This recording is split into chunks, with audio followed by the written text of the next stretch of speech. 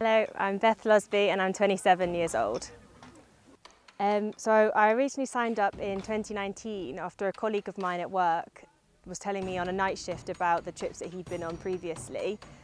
And I thought, oh, do you know what? I really want to do that. I no longer want to watch people on TV do it or hear about it in the newspaper. I want to be the person that goes out there and does it themselves, so that they can have that feeling of a job well done at the end of it. So I signed up, and then unfortunately that trip got cancelled because of COVID. And I actually think it's a bit of a blessing that it did get cancelled, because we're all coming to this trip after being 2 years in a pandemic. I think we're very different outlooks on life, and we can be grateful for a lot more things that maybe if we went in 2019 we wouldn't have. The whole experience has been good. It's been very hard. It's been quite overwhelming.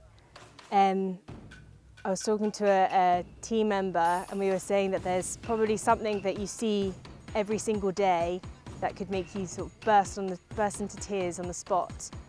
But you look around you and nobody else is sad, as in the community are happy. And you think, oh no, pull yourself together. They're happy in their life, so why should you be sad for them? So it's a bit of a reality check when you go home and you start complaining about, the Western things that you have. But I think it's definitely one of those trips that a token of it will last with you for the rest of your life. The community are great. They're so welcoming, they're so lovely.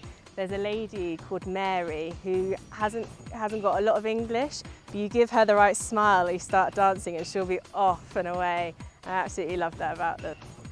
Well, considering I came here knowing pretty much nothing about a sand dam, a lot, not just in the process of building it, but there's a whole side of sand dams that we won't see. You have to feed the sand dam 3 times a day for 21 days after its construction. You have to wait for the rainy season to come through. So it's kind of like a crash course in sand dam construction. So one day it was what we call a sand day. So it's where you don't touch any cement. You're all just bringing in massive piles of sand together in preparation for the next day, which will be a cement day.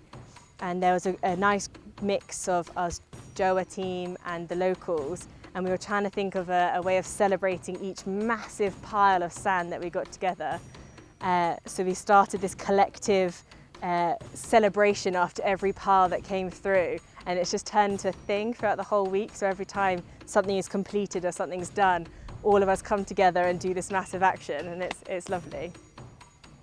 If you're thinking about doing an expedition, do it. It doesn't matter your strength, your ability, everyone will take something away from it. I know that I'm going to go home and beg my family members and friends to do it, because there's so much that you learn that you probably didn't even realise that you needed to learn. Or for me, this is my first time anywhere like this, and I feel like it's opened my eyes massively. And